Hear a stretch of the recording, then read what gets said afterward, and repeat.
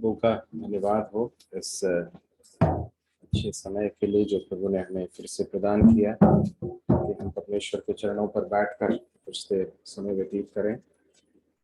आज हम हमारे जो नियमित भाग से न देखते हुए एक दूसरे भाग की ओर अपने ध्यान को ले जाएंगे। चाहूँगा कि हम निकालें मरकुस रचित सुसमाचार 6वां अध्याय और उसके 45 से लेकर 47 तक। मरकुस रचित सुसमाचार 6वां अध्याय उसके 45 से लेकर 54 तक।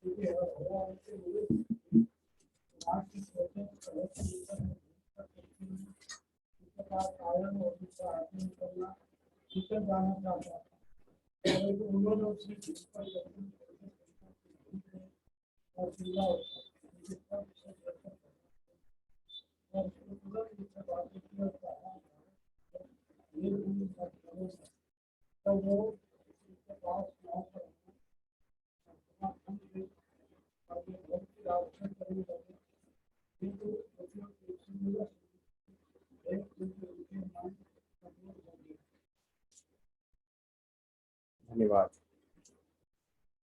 परमेश्वर अपने पवित्र वचन के पढ़े जाने पर आशीष दे, हम सबसे बातचीत करें। पिछले दिनों जब भाई दिनेश के घर में गए थे तो भाई दिनेश ने बताया कि इस भाग से वो पढ़ रहे थे, कुछ मन में सवाल भी थे।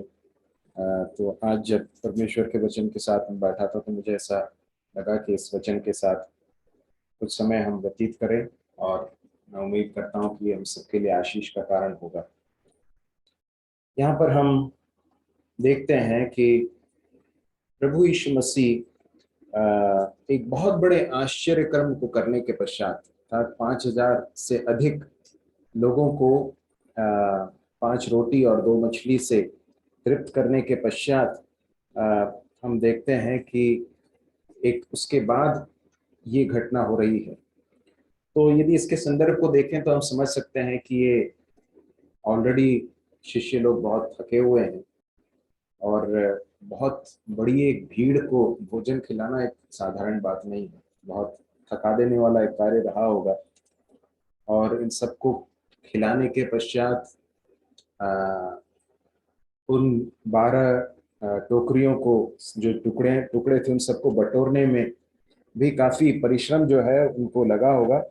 और ये सब होने के बाद 45वें पद में हम आते हैं और वहां लिखा है, तब उसने तुरंत अपने चेलों को नाव पर चढ़ने के लिए विवश किया कि वे उससे पहले उस पार बैतसैदा को चले जाएं जब तक कि वह लोगों को विदा करे।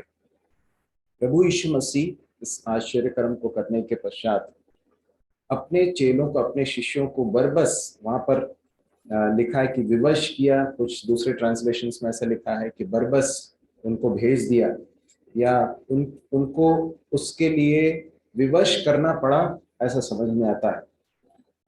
और प्रभु यीशु मसीह वहां कुछ देर के लिए रुक गए और लोगों को विदा करते हैं।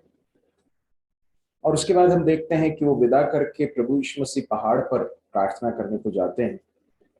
और उसके बाद फिर शिष्यों के जीवन में एक घटना घटती है जो कि उन्हें बहुत डरा देती है और उनके प्राण तक जो है संकट में आ जाते हैं। हम आगे पढ़ते हैं, जब सांझ हुई तो नाव झील के बीच में थी और वह अकेला भूमि पर था।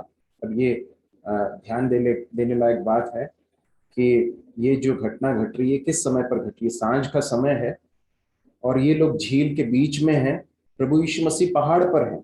इन सारे डिटेल्स को देखना हमारे लिए अच्छा होगा। और उसके बाद 48 में हम देखते हैं, जब उसने देखा कि वे खेते खेते घबरा गए। ये कुछ बहुत, हम जब परमेश्वर के वचन को पढ़ते हैं तो अच्छा होगा कि यदि हम उसके जो छोटे छोटे जो विवरण हैं उन्हें भी ध्यान से देखें, क्योंकि आगे जाकर बहुत सारी सच्चाइयों को सीखने के लिए हमारे लिए मददगार बनते हैं। तो हम हमने इस बात को देखा कि वे लोग झील के बीच में हैं, मतलब काफी डिस्टेंस वो लोग कवर कर चुके हैं, क्योंकि काफी समय निकल चुका, सांझ को का समय है। ये लोग काफी समय पहले निकल चुके हैं, झील के बीच में हैं, प्रभु यीशु मसीह पहाड़ पर हैं। लेकिन वहां पर लिखा है कि उसने देखा कि वे खेते खेते घबरा गए, क्योंकि हवा उनके विरुद्ध थी। तो रात के चौथे पहर के निकट वह झील पर चलते हुए उनके पास आया और उनसे आगे निकल जाना चाहता था, परंतु उन्होंने उसे झील पर चलते देखकर समझा कि भूत है, चिल्ला उठे और वो बहुत घबरा गए। लेकिन प्रभु यीशु मसीह उनसे कहते हैं कि ढाढ़स बांधो, मैं हूँ, डरो मत। और उसके बाद नाव पर आया, हवा थम गई, वे बहुत ही आश्चर्य करने लगे। यह है घटना जो घटी। अब बहुत ही महत्वपूर्ण कुछ सच्चाइयां हैं, बहुत ही बहुमूल्य सच्चाइयां हैं जो हमारे मसीह जीवन के लिए हम सीख सकते हैं।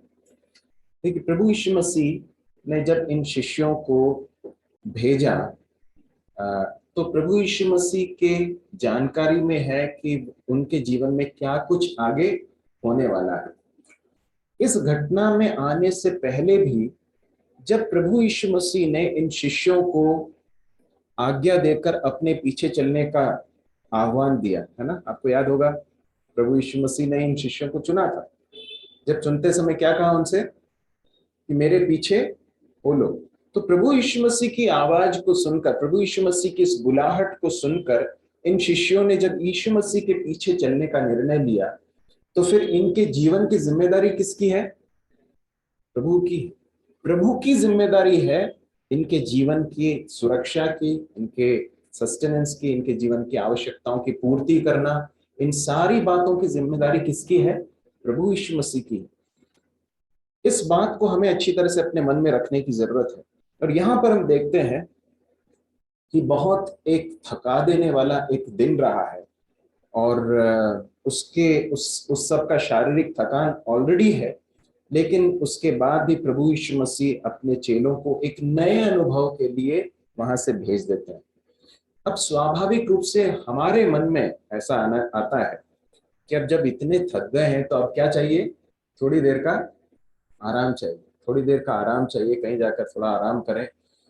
और अभी कोई मेजर चैलेंजेस नहीं आने चाहिए, है ना। ये हमारी अपेक्षाएं ऐसी होती हैं, हमारे एक्सपेक्टेशंस ऐसे होते हैं।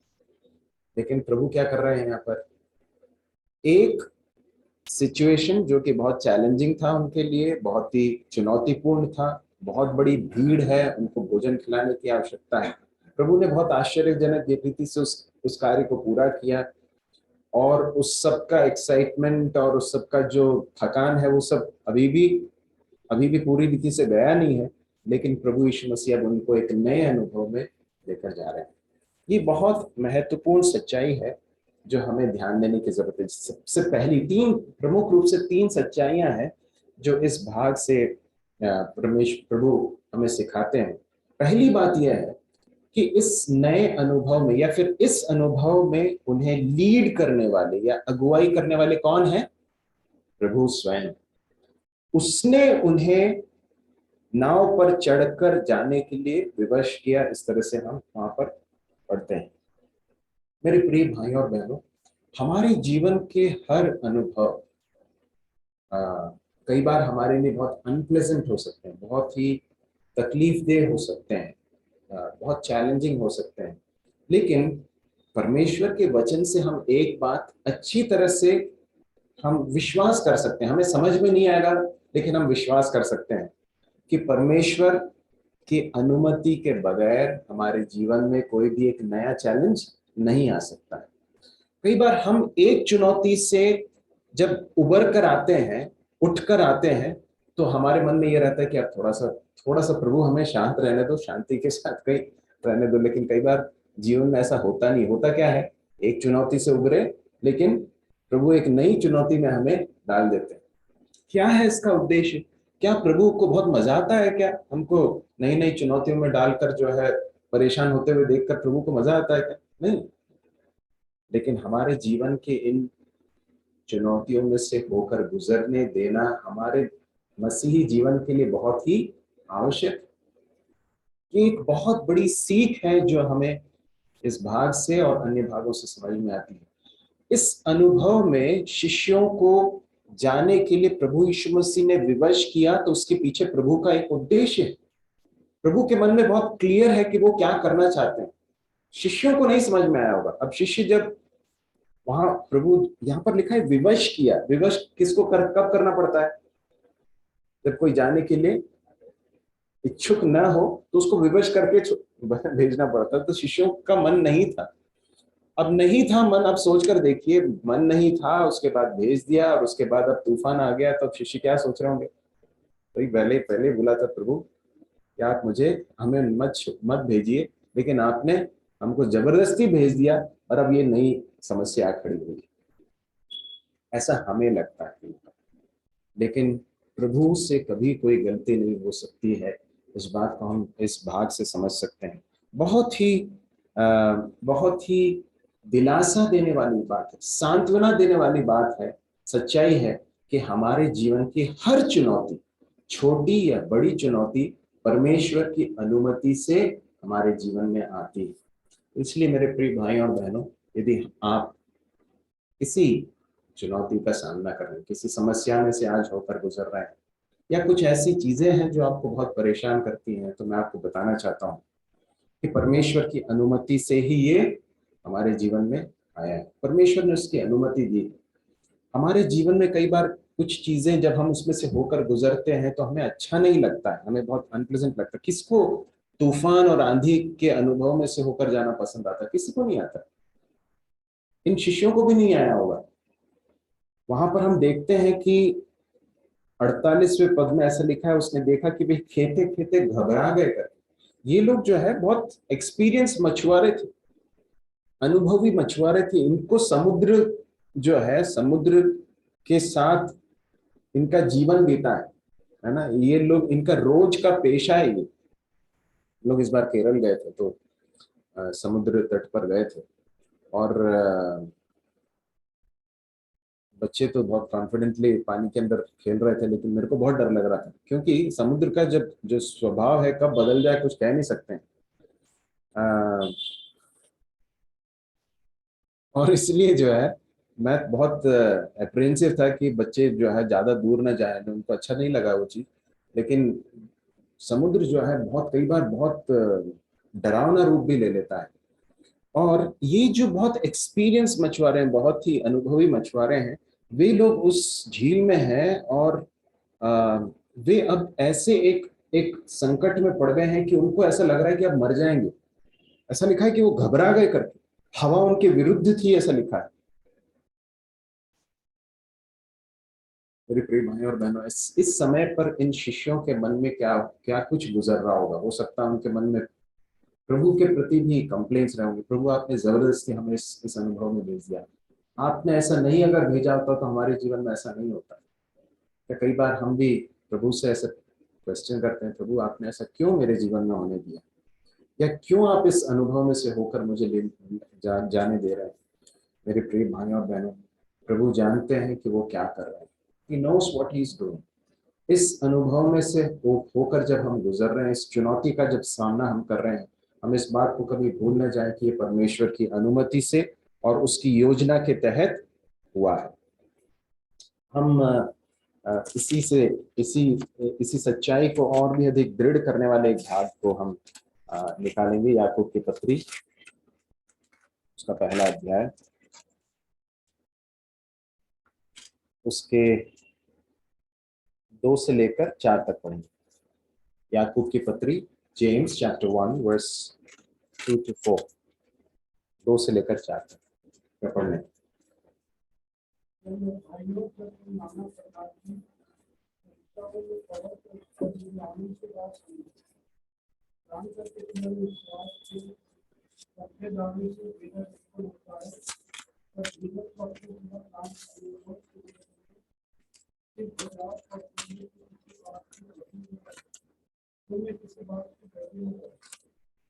या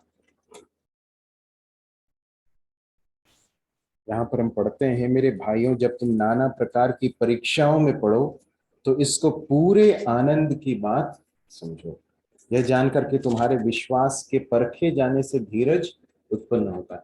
तो जब हम किसी समस्या में से होकर गुजरते हैं तो कुछ ऐसी चीजें प्रोड्यूस होती हैं, उत्पन्न होती हैं, जो अन्यथा नहीं हो सकती।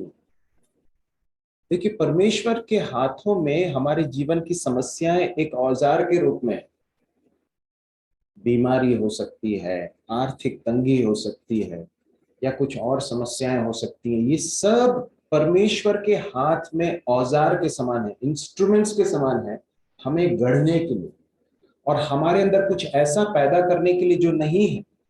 और क्या है, क्या लिखा है, हमारे विश्वास की परख होती है और उसके द्वारा क्या उत्पन्न होता है, क्या होता है, क्या लिखा वहां पर, धीरज उत्पन्न होता है। धीरज उत्पन्न हो, धीरज मतलब क्या है, पेशेंस। मतलब साधारण भाषा में कैसे समझेंगे धीरज? हाँ, सहने की शक्ति, सही, बिल्कुल, सहने की जो शक्ति है वो उत्पन्न होती है। हम जब जाते हैं कठिन परिस्थितियों में से तो परमेश्वर हमें और भी अधिक सहन शक्ति वाला एक व्यक्ति बना देता है। एक व्यक्ति जो छोटे सी समस्या के आने पर ही बहुत जल्दी से धीरज खो देता है, वो परिपक्व व्यक्ति नहीं है। परंतु एक व्यक्ति जब अनेक परीक्षाओं में से होकर गुजरते हुए जब उसकी सहन शक्ति बढ़ जाती है, तो जब परीक्षा आती है तो वो स्थिर रहता है, वो बिना डगमगाए उसका सामना कर पाता है, वो उसके बीच में भी प्रभु के ऊपर विश्वास कर पाता है कि हाँ, प्रभु का इसमें कुछ उद्देश्य है। तो ये कब उत्पन्न होता है, जब हम बार बार समस्याओं में से होकर जाकर परखे जाते हैं, तब ये होता है। तो हमें एक बात याद रखनी है कि हमारे जीवन में जो भी चैलेंजिंग सिचुएशंस आ रहे हैं, उन सब के पीछे परमेश्वर कार्य कर रहा है, परमेश्वर का हाथ। यदि परखने वाला, यदि हमारा पिता ना हो तो फिर हो सकता है हमारा नुकसान हो जाए, लेकिन क्योंकि हमें परखने वाला और कोई नहीं परंतु हमारा स्वर्गीय पिता है, इसलिए वो जानता है कि कितना हम सह सकते हैं और सहने से बाहर वो नहीं देता है। ये भी एक बड़ी सच्चाई है। परमेश्वर का वचन हमें सिखाता है कि परमेश्वर हमें हमारे सहने से बाहर हमें कुछ नहीं देता। तो हमारे जीवन में कितना देना है, कितने मेजर में देना है, कितने नाप का देना है, किस तरह की चुनौती देनी है, ये सब हमारा स्वर्गीय पिता जानता है। और वो जानता है कि हम कितना सह सकते हैं और उस सब के द्वारा वो हमें गढ़ रहा है, हमें बदल रहा है। तो यहाँ पर हम देखते हैं कि धीरज उत्पन्न होता है। धीरज को अपना पूरा काम करने दो कि तुम पूरे और सिद्ध हो जाओ और तुम्हें किसी बात की घटी ना हो। क्या है इसका अर्थ? सिद्ध होने का अर्थ क्या है? परिपक्व हो जाना, आत्मिक रूप से मैच्योर हो जाना। यह है परमेश्वर की इच्छा हमारे जीवन के विषय में। प्रभु की इच्छा यह है कि हम मसीह के डील डॉल में बढ़ जाएं, हम चीजों को, सिचुएशंस को, परिस्थितियों को परिपक्व होकर फेस कर सकें, स्थिरता के साथ, दृढ़ता के साथ फेस कर सकें। और ऐसा होने से क्या होगा मालूम है? इस सबके द्वारा परमेश्वर के नाम की महिमा होती है। मुझे बताइए, आप जब भी एक विश्वासी भाई या बहन को देखते हैं जो बहुत कठिन परिस्थिति में से होकर गुजर रहे हैं, गुजर रहा है या गुजर रही है, और जब आप उसके प्रत्युत्तर को देखते हैं, उसके रिस्पॉन्स को देखते हैं कि वो इस सब के बीच में भी परमेश्वर पर भरोसा किए हुए है, परेशान कई बार होता है या होती है, लेकिन उसके बाद भी प्रभु के पर भरोसा करता है या करती है, क्या होता है आपके जीवन में? आपके जीवन में प्रोत्साहन मिलता है और आप किसकी महिमा करते हैं? परमेश्वर की महिमा। हम परमेश्वर की महिमा करते हैं कि प्रभु आपका धन्यवाद, आपने कितना बड़ा कार्य इस भाई के जीवन में, इस बहन के जीवन में किया है। मेरे प्रिय भाई और बहनों, हमारे जीवन में जो कुछ हो रहा है उसका असर न सिर्फ हमारे जीवन तक सीमित है, परंतु उसके द्वारा परमेश्वर और भी अनेक लोगों के जीवन को छूते हैं। उसके द्वारा परमेश्वर के नाम की महिमा होती है। तो हम वापस अपने भाग में आ जाएं। वहां पर हम देखते हैं प्रभु ने उनको विवश किया कि वो आगे चले जाएं। अब उसके बाद 46वें पद में हम पढ़ते हैं, उन्हें विदा करके वह पहाड़ पर प्रार्थना करने को गया। दूसरी सच्चाई, हमारे जीवन के हर परिस्थिति में न सिर्फ परमेश्वर हमें अगुवाई करते हैं, परंतु वो हमें संभालते भी हैं, हमें सामर्थ भी देते हैं।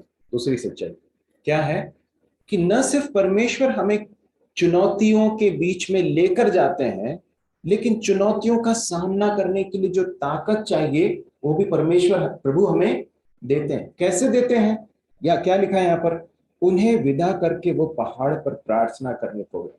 किसके लिए प्रार्थना कर रहा है? इन्हीं शिष्यों के लिए। क्यों प्रार्थना कर रहा है? आपको याद होगा प्रभु यीशु मसीह ने पतरस से कहा है, पतरस, शैतान ने मुझसे अनुमति मांगी है कि तुझे क्या करे, क्या करे, सिफ्ट करे, मतलब फटके। लेकिन मैंने क्या किया है, मैंने तेरे लिए विनती की कि तेरा विश्वास जाता, मतलब मैंने तेरे लिए प्रार्थना की है कि तेरा विश्वास जाता ना रहे। हमारे जीवन में हम नहीं जानते हैं कि आगे क्या होने वाला है। हम जानते हैं क्या? यदि हम जानते तो हम शायद आज ही मर जाएं, क्योंकि हमारे जीवन के सारे जो कुछ घटने वाला है आज हमको बता दिया जाए तो हम हैंडल नहीं कर पाएंगे। परंतु प्रभु जानते हैं, और प्रभु उन परिस्थितियों के आने से पहले ही हमें तैयार करने के लिए क्या करते हैं, हमें सामर्थ्य देते हैं। हमारे लिए हमारा प्रभु यीशु मसीह एक अच्छे महायाजक के समान वो पिता के सामने हमारे लिए मध्यस्थता करता है। वो हमें सामर्थ्य देता है। और यहाँ पर हम पढ़ते हैं कि वो प्रार्थना कर रहा था। इन शिष्यों को इस कठिन अनुभव में से जाते समय परमेश्वर का अनुग्रह मिले। वे जिस जिस पाठ को प्रभु सिखाना चाहते हैं, जो प्रभु उनके जीवन में करना चाहते हैं, वो उनके जीवन में हो, इस बात के लिए कौन प्रार्थना कर रहा है? स्वयं प्रभु यीशु मसीह प्रार्थना कर रहे हैं, ऐसा लिखा है। तो अगली सच्चाई ये है कि प्रभु यीशु मसीह हमारे लिए हमें न सिर्फ चुनौतीपूर्ण परिस्थितियों में अगुवाई करते हैं, परंतु हमें उसके बीच में संभालते भी हैं। दो भाग मैं चाहूंगा कि हम पढ़ लें। इब्रानियों की पुस्तक 7वां अध्याय उसका 25वां पद, इब्रानियों 7 का 25 को पढ़ लें।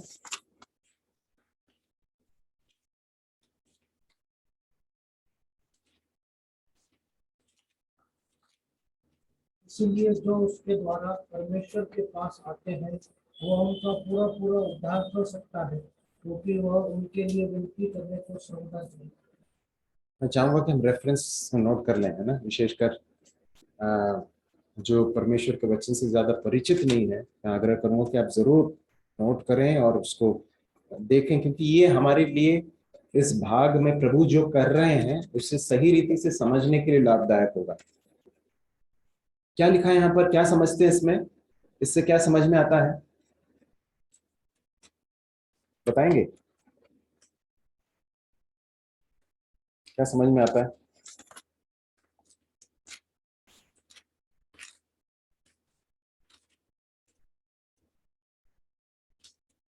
जो उसके द्वारा परमेश्वर के पास आते हैं, उसके द्वारा मतलब किसके द्वारा? प्रभु यीशु मसीह के द्वारा परमेश्वर के पास आते हैं, वह उनका पूरा पूरा उद्धार कर सकता है, क्योंकि वह उनके लिए विनती करने को सर्वदा जीवित है। यहाँ पर हमारे लिए एक ऐसा महायाजक है स्वर्ग में जो हमारे लिए सर्वदा जीवित है और हमारे लिए विनती करता है करके लिखा। एक और भाग निकाल लीजिए, रोमियो उसका 8वां अध्याय उसका 34वां पद, रोमन्स 8:34।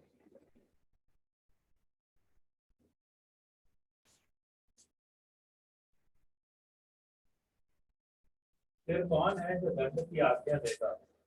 मसीह है जो मर गया वरन मुर्दों में से भी जी उठा और परमेश्वर के दाहिनी ओर है और हमारे लिए निवेदन भी करता है।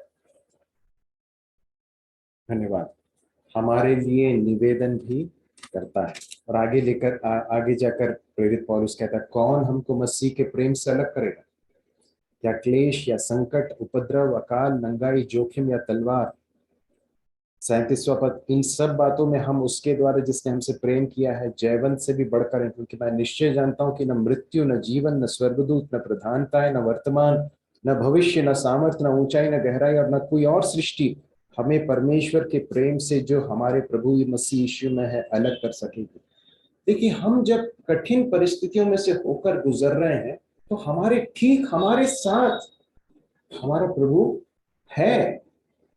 शिष्यों को ऐसा लग रहा है कि प्रभु अभी पास में नहीं है, लेकिन वहां पर क्या लिखा है, जरा भाग उस भाग को वापस उसमें आ जाइए।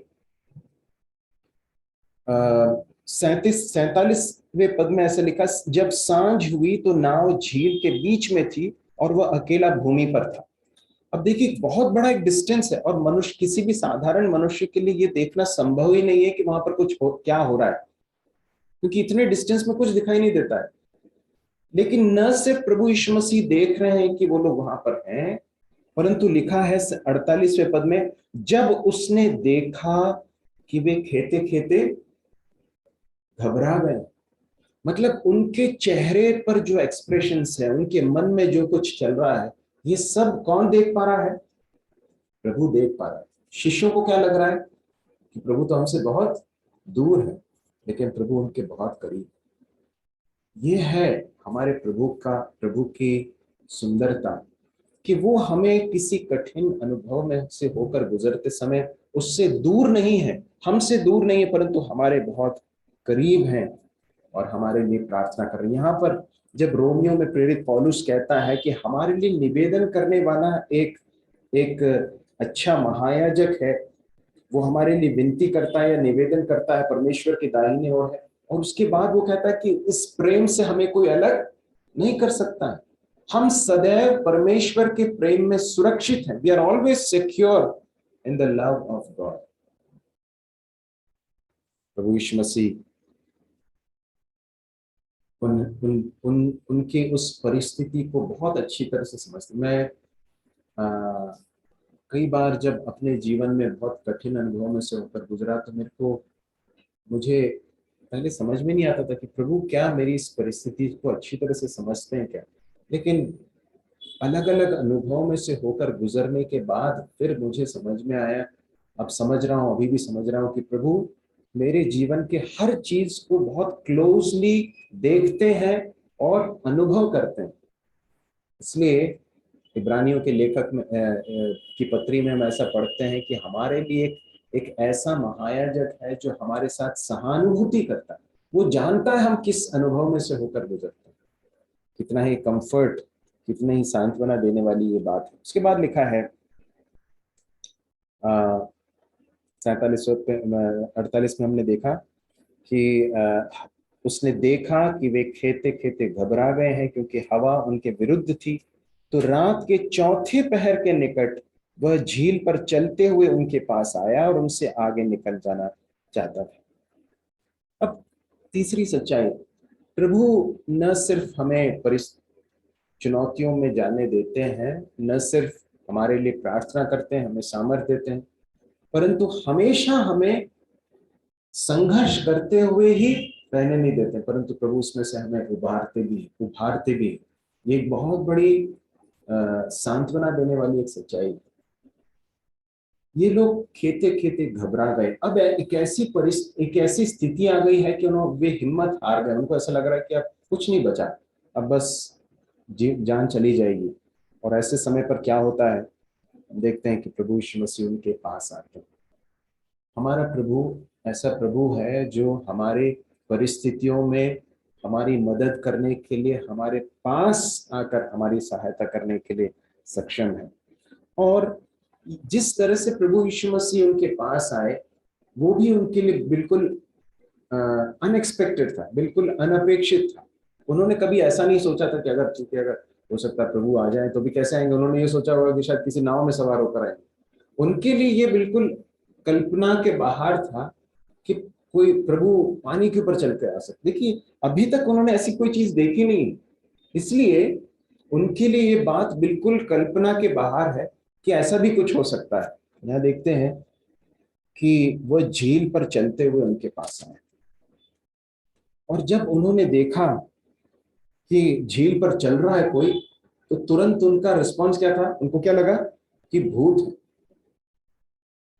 क्योंकि साधारण मनुष्य को कभी भी किसी ने भी पानी पर चलते हुए नहीं देखा, असंभव है मनुष्य के लिए। लेकिन वो लोग डर गए। मेरे प्रिय भाई और बहनों, कई बार हमारे जीवन के किसी परेशानी में से होकर गुजरते समय हमारे मन में कुछ विचार रहते हैं कि परमेश्वर को इस तरह से कार्य करना चाहिए, या परमेश्वर, हम सोचते हैं कि ऐसा होगा, परंतु कई बार परमेश्वर के रास्ते बिल्कुल अलग रहते हैं। हमने बिल्कुल एक्सपेक्ट नहीं किया होगा, हमने बिल्कुल अपेक्षा नहीं की होगी, उस तरह से परमेश्वर का हाथ जो है वहां पर प्रकट होता है। तो हम देखते हैं कि प्रभु यीशु मसीह ने बिल्कुल अनएक्सपेक्टेड, बिल्कुल अनपेक्षित रीति से उनके पास वो आया करके हम पढ़ते हैं। और कब आया, लिखा है रात के चौथे पहर के निकट। ये एक ऐसा समय था जब उनके सारे उम्मीद जो है वो खत्म हो चुकी थी। अब उनको ऐसा लग रहा था कि अब कुछ नहीं बचा, और ऐसे समय पर जब उन्होंने अपने सारी उम्मीद खो दी थी, उस समय पर प्रभु चल कर आए। देखिए, ये भी एक बड़ी सच्चाई है जो प्रभु हमें अपने वचन से सिखाते हैं। वो ये है कि जब तक हम अपने रिसोर्सेस पर, अपने संसाधनों पर, अपनी ताकत, अपनी बुद्धि, अपने अनुभव, इन सारी चीजों के ऊपर भरोसा करते रहते हैं, तब तक परमेश्वर अपना हाथ बढ़ाते नहीं। जब हम इन सारी चीजों से हाथ धो बैठते हैं, हमको लगता है कि अब कुछ नहीं हो सकता, वो समय रहता है जब परमेश्वर का हाथ सबसे सामर्थ्य के साथ हमारे जीवन में कार्य कर सकता है। यहाँ पर हम देखते हैं कि वे लोग जब पूरी रीति से अपने सारे चीजें जो है उन्होंने छोड़ दी, हिम्मत छोड़ दी, उम्मीद छोड़ दी, उस समय पर प्रभु यीशु मसीह आते हैं। और उसके बाद फिर वो जब डर जाते हैं, 50वें पद में लिखा है, जब वे देखकर घबरा गए, वहां लिखा है, पर उसने तुरंत उनसे बातें की और कहा, ढाढ़स बांधो, मैं हूं, डरो मत। बहुत सारी ऐसी परिस्थितियां हमारे जीवन में आ सकती हैं जब हमको डर लगे, हमें लगे कि क्या होगा आगे। परंतु ये जो कंफर्टिंग वर्ड है, ये जो शांति और सांत्वना देने वाली जो प्रभु की जो वचन है, काश कि परमेश्वर इन वचनों को हमारे हृदय के ऊपर बिल्कुल अंकित कर दे। ढाढ़स बांधो, मैं हूं, डरो मत। Be not afraid, only believe, it is me, मैं हूं। और ये बोलने वाला कौन है? ये कोई साधारण मनुष्य नहीं है, परंतु ये उस सारी सृष्टि का रचने वाला परमेश्वर, जिसने समुद्र को बनाया है, जिसने पानी हवा को बनाया है। और वो जब कहता है कि मैं हूं, तो उसमें बड़े अधिकार के साथ वो कह रहा है। आपको याद होगा, यही जो कथन है वो परमेश्वर के एक नाम के रूप में प्रयोग किया गया है, मैं जो हूं सो हूं। और आगे जाकर हम पढ़ते, प्रभु यीशु मसीह को गिरफ्तार करने के लिए सैनिक आए, और प्रभु ने पूछा, तुम किसको ढूंढते हो? यीशु नासरी को। मैं हूं जैसे बोला, वो लोग गिर पड़े। उस अधिकार के शब्द के सामने वो लोग ठहर नहीं पाए। तो यहां पर जब प्रभु कह रहे हैं कि मैं हूं, इसका अर्थ क्या है? इसका अर्थ ये है कि मैं सारी चीजों के ऊपर संपूर्ण नियंत्रण में हूं। I am in total control of your situations. तुम्हारे जीवन की इस परिस्थिति के ऊपर मैं नियंत्रण में हूं, तुम्हें डरने की जरूरत नहीं है, मैं हूं, मत डरो, डू नॉट फियर। और उसके बाद लिखा है 51वें पद में, तब वह उनके पास नाव पर आया और हवा थम गई और वे बहुत ही आश्चर्य करे। अभी तक प्रभु यीशु मसीह उनके पास तक नहीं आए, उनके पास आए हैं लेकिन नाव पर नहीं आए हैं। लेकिन अब क्या हुआ? उनके पास नाव पर आया और फिर लिखा है हवा थम गई। मेरे प्रिय भाई और बहनों, हमेशा हवा विरुद्ध नहीं रहेगी, है ना। एक समय आएगा जब प्रभु हवा को थाम कर पूरी रीति से आंधी और तूफान को शांत कर देगा। एक बहुत बड़ा एक होप, बहुत बड़ी एक उम्मीद है हमारे लिए। और लिखा है, और वे बहुत ही आश्चर्य करने लगे।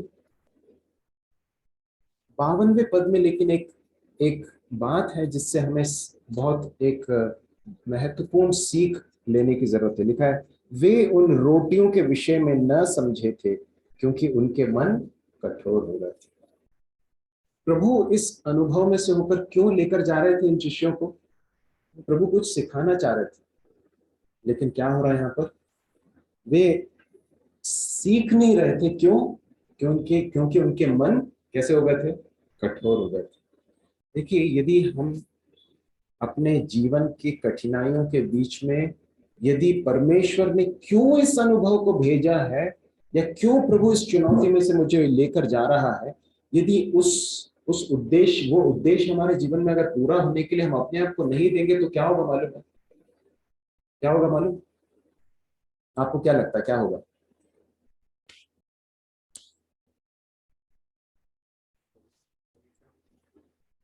जी,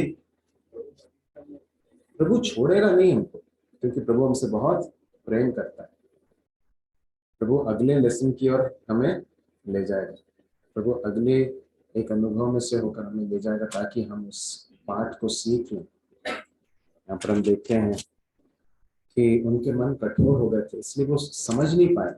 प्रभु यीशु मसीह उस 5,000 लोगों के खिलाने के उन रोटियों के उस अनुभव में से प्रभु उनको सिखाना चाह रहे थे कि तुम्हारे जीवन के हर आवश्यकता को मैं पूरा कर सकता हूँ, मैं हर चैलेंजिंग सिचुएशन के ऊपर मैं प्रभु, आई एम लॉर्ड। लेकिन वो सीख नहीं पा रहे थे, इसलिए अब एक नए अनुभव में से प्रभु होकर गुजरने देते हैं। और आगे जाकर हम शिष्यों के जीवन से समझ सकते हैं कि आगे भी बहुत सारे इस तरह के कठिन अनुभवों में से भी लोग होकर गुजरे, लेकिन हम इन्हीं शिष्यों को आगे जाकर प्रभु के लिए बहुत काम आने वाले परिपक्व प्रभु के दासों के रूप में देखते हैं, जिनके विषय में आगे जाकर हम पढ़ते हैं कि उन्होंने दुनिया को उलट पलट कर दिया। प्रभु हमारे जीवन में जो कर रहे हैं, He knows what he is doing। वो कभी भी हमारे हानि के लिए कुछ भी होने नहीं देंगे। हम अपने आप को प्रभु के हाथों में सौंपे, अपने जीवन की हर परिस्थिति में इस बात को याद रखें कि वो संपूर्ण नियंत्रण में है। वो हमें इस परिस्थिति में सामर्थ्य देने के लिए सक्षम है। इसलिए प्रभु के पास हम जाएं, प्रभु से कहें, प्रभु मैं बहुत घबराया हुआ हूँ, मैं बहुत डरा हुआ हूँ, प्रभु मुझे समझ में नहीं आ रहा है कि क्या होगा, परंतु मैं आपके पास आया हूँ कि मुझे आप सामर्थ्य दें।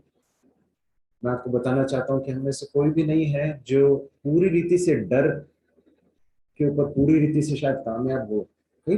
कई बार परमेश्वर के हाथ को देखने के बावजूद एक नई चुनौती जब आ जाती, कई बार हम डर जाते हैं। लेकिन परमेश्वर क्या कहता है, प्रभु क्या कहते हैं, डरो मत, मैं इस सिचुएशन के ऊपर कंट्रोल में। प्रभु हमारी सहायता करे, प्रभु इस वचन के द्वारा हमें प्रोत्साहित करे। और अंततः ये बहुत बड़ी एक उम्मीद है कि सारे आंधी और तूफान के थमने का एक समय बहुत निकट है, जब हम हमारे इन सारे चुनौतियों का को पार करके हम अपने प्रभु के पास पहुंचेंगे। संसार में रहते हुए भी जब चुनौतियां आती है, एक चुनौती के को प्रभु हमेशा बने नहीं रहने देता है, ये भी एक बहुत बड़ा कंफर्ट है। परंतु इस संसार की सारी चुनौतियों का पूर्णतः अंत होने वाला एक दिन भी बहुत ही निकट है। एक दिन जब प्रभु इन सारी चीजों से हमें मुक्त कर देगा। लेकिन ये जो सफर है, ये एक प्रोसेस है, एक प्रक्रिया है जिसमें प्रभु हमें अपने पुत्र के समान बना रहे हैं। प्रभु हमारी सहायता करे कि हम उसके साथ सहयोग करें, हम उसके ऊपर भरोसा रखें, उसके हाथ पर हम संदेह न करें। ये न सोचें कि प्रभु मेरे जीवन में कुछ नुकसान कर रहा है, हानि कर रहा है। कई बार हमारे लिए समझना बहुत कठिन हो सकता है, लेकिन प्रभु कभी भी कोई गलती नहीं कर सकता, ये परमेश्वर का वचन हमें बताता है। प्रभु इस वचन के द्वारा हमें सामर्थ्य दे, हमें शांति दे, हमें बढ़ाए, मजबूत करे। परमेश्वर के नाम के लिए।